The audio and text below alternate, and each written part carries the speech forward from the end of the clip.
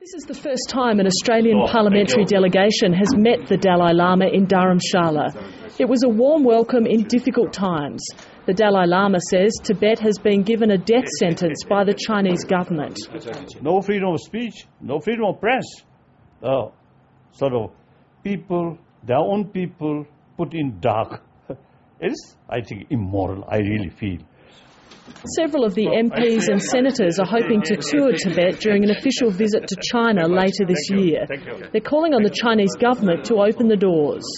If the Parliament asks the Chinese government to allow this group to go, I don't see why they shouldn't be.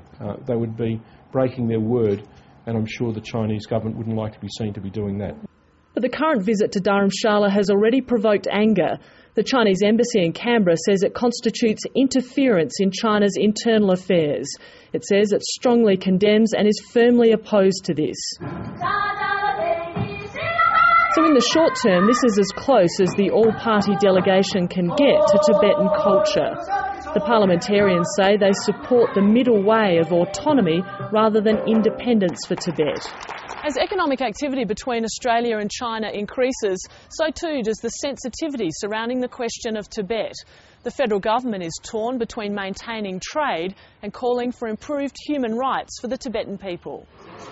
These are some of the new arrivals who fled Tibet and escaped to Dharamshala. This activist told the delegation he was shot by Chinese forces during a protest in Tibet in March last year. He says he thought he was going to die because there was so much bleeding.